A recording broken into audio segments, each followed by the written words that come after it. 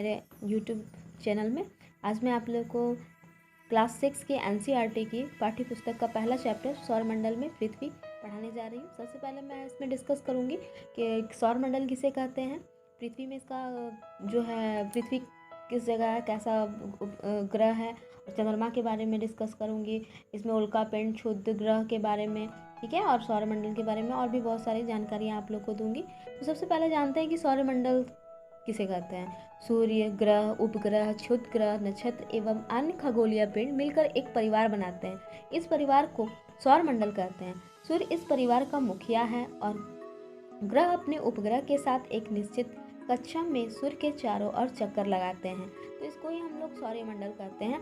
जैसे आप लोग जान गए कि तारे से लेकर जो भी पिंड, उल्का पिंड, क्षुद्र ग्रह और हमारे जो ग्रह हैं, उपग्रह हैं, सब मिलकर सौरमंडल का परिवार बनाते हैं, ठीक है। तो इसको हम लोग इस तरह बोलते हैं। और सूर्य के अनुसार जैसे हम लोग ग्रहों की बात करें तो बुध, शुक्र, पृथ्वी, मंगल, बृहस्पति, शनि, यूरेनस तथा नेपच्यून।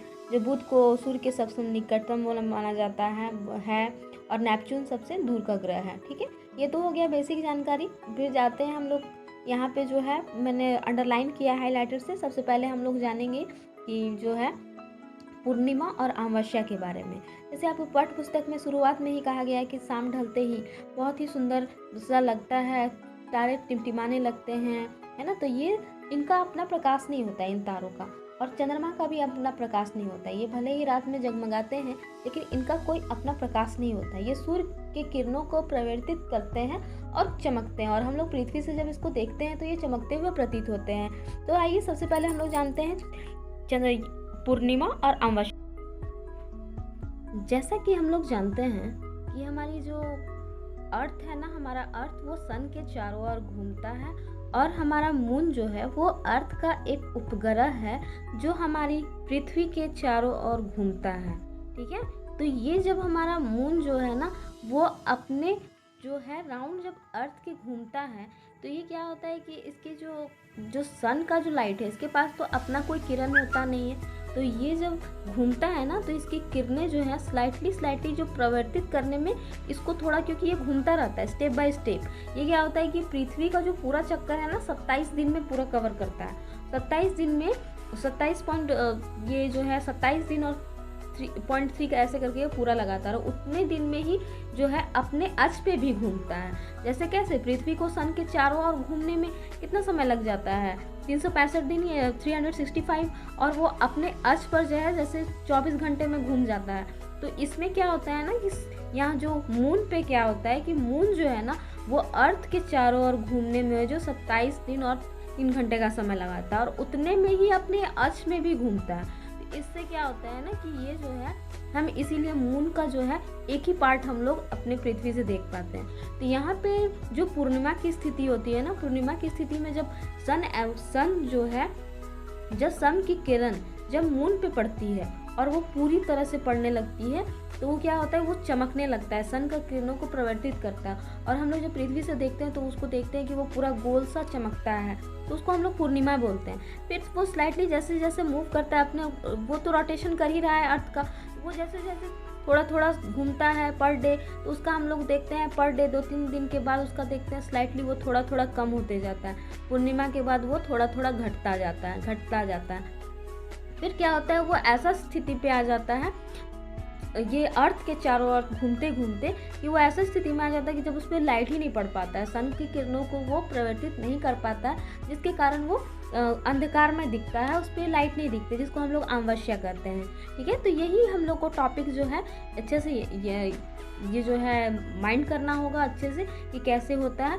फिर जब ये तीनों जो है ना एक सीधे लकीर पे आ जाते हैं, जैसे सन की राउंड घूमते घूमते ये जो पृथ्वी है वो बीचों बीच आ जाती है, और मून जो है घूमते घूमते जब तीनों ये जो है क्या होता है ना, इसमें सोलर इक्लिप्स और लूनर इक्लिप्स बोलते हैं, चंद्र ग्रहण और सूर्य ग्रहण, ठीक है। ये टॉपिक हम बाद में आप लोग को अच्छे से पढ़ाएंगे। पहले आप लोग ये जो है सूर्य ग्रहण और चंद्र ग्रहण के बारे में जान लिया जिसके है, तो इसके बारे में आप लोग को समझा दिया। अब इसके बारे में आप लोग आते हैं। रात्रि में आसमान की ओर देखते समय आपको तारों के विभिन्न समूहों द्वारा बनाई गई विभिन्न आकृतियां आसमान में दिखाई देती है, और इसे ही नक्षत्र मंडल कहते हैं। जैसे हम लोग रात में जब आकाश की तरफ देखते हैं तो हम पाते हैं कि ये तारे जो है ना वो विभिन्न स्ट्रक्चर में नज़र आते हैं। उसको इंग्लिश में कॉन्स्टलेशन बोलते हैं, जो डिफरेंट उनका सबका नाम है, उसको अर्सा मेजर या बिग बियर। इसी प्रकार एक नक्षत्र मंडल है, बहुत आसानी से पहचाना जा सकता है नक्षत्र मंडल। और स्मॉल बियर, सप्तऋषि जो सबसे मेन जो है, जो हम लोग सब पहचान लेते हैं कि वो 7 समूह एक तारा होता है और वो पॉइंट करता है वो ध्रुव तारा को, समझे ना। ये 7 तारों का समूह है जो एक बड़े नक्षत्र मंडल के अर्सा मेजर का हिस्सा है। तो ये क्वेश्चन यहाँ पे पुट आउट कर सकता है कि ये अर्सा मेजर जो है ना किसका हिस्सा है, नक्षत्र मंडल का, सौर्य मंडल का, इस तरह करके आपको पूछ सकता है। थोड़ा घुमा कर क्वेश्चन इसी से बनता है, बट थोड़ा सा घुमा दिया जाता है। तो ये सब आप लोग को नज़रअंदाज नहीं करना है, इसको मतलब स्लाइड अच्छे से पढ़ना है, ठीक है, क्योंकि टॉपिक वाइज इसमें प्रश्न उठते हैं। ठीक। प्राचीन समय में लोग रात्रि में दिशा का निर्धारण तारों की मदद से करते थे। उत्तरी तारा उत्तर दिशा को बताता था, इसे ध्रुव तारा भी कहा जाता था। यह आसमान में सदा एक ही स्थान पर रहता है और हम सप्तऋषि की मदद से ध्रुव तारे की स्थिति को जान सकते हैं। जैसे आकाश में जो अभी हम लोग सप्तऋषि आसानी से पहचाना भी जा सकता है, ठीक है। और ये एक पॉइंट करता है वो ध्रुव तारा को ही, और दिशा, वो ध्रुव तारा होता है ना, वो अपना दिशा बदलता नहीं है, वो एक ही जगह पे रहता है, ना ही इधर उधर कहीं भी होता है, उसका दिशा जो है वही रहता है। तो सप्तऋषि मंडल के संकेतित तारों का आपस में मिलाते हुए एक काल्पनिक रेखा खींची जाती है और उसे आगे की ओर चढ़ाया जाता है, तो ध्रुव तारे की ओर संकेत करती है। जैसे इस लड़की को आप फिगर में देख सकते हैं, ये जो है ये आप रात को जो है अपने छत पे जाकर ये देख भी सकते हैं, प्रैक्टिकल कर भी सकते हैं, ठीक है। ध्रुव तारे को पहचान भी सकते हैं। फिर आते हैं हम देखिए कुछ रोचक तथ्य पे। अब इसमें देखिए कुछ खगोलीय पिंड जो होते हैं ना आकाश में, जिनका अपना कोई प्रकाश नहीं होता, ऊष्मा नहीं होती है, ये सूरज के प्रकाश से जो है चमकते हैं। जैसे इसमें हमारा तारा आ जाता है। जैसे ऐसे आकाशीय पिंड ग्रह कहलाते हैं जिनका अपना प्रकाश नहीं होता, वो जो है सन के प्रकाश से चमकते हैं, ठीक है। तो ये आप लोग को याद रखना है। जैसे सन के जैसे आपको पूछ सकता है कि जो हमारा जो पृथ्वी है वो ग्रह है, तो उसके जो उसमें क्या क्वालिटीज़ हैं, इस तरह करके पूछ सकता है, ठीक है। तो इसमें है जैसे कुछ रोचक तथ्य में बृहस्पति, शनि और यूरेनस, इसके चारों ओर छल्ले हैं, ठीक है। यहाँ से आप फिगर में भी आपको मैं दिखाऊंगी, मतलब एक गोला रिंग टाइप का है, इसी को छल्ला बोला जाता है। ये 3 ग्रह आप लोग को याद रखना है, ठीक है, बृहस्पति, शनि और यूरेनस, ठीक है। इनके चारों ओर छल्ले हैं, ठीक है। और ये छल्ले विभिन्न पदार्थों के असंख्य छोटे छोटे पिंडों से बनी पट्टियां हैं। पृथ्वी में इन छल्लों को शक्तिशाली दूरबीन की सहायता से देखा जा सकता है। ओके, आइए अब जानते हैं सौरमंडल के बारे में। सूर्य और 8 ग्रह, उपग्रह और कुछ अन्य खगोलीय पिंड जैसे क्षुद्र ग्रह, उल्का पिंड से मिलकर सौरमंडल का निर्माण हुआ है। हम इसे सौर परिवार का नाम देते हैं। सूर्य इसका मुखिया होता है।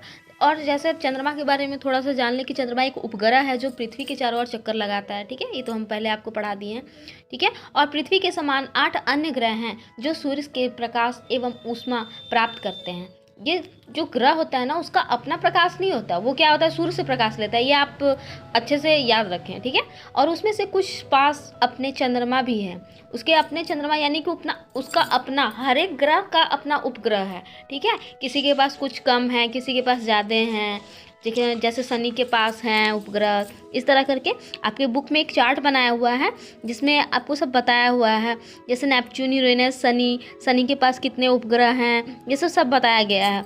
लेकिन इतने डीपली प्रश्न नहीं आते हैं, तो और आप इसको बुक से देख लें, ठीक है।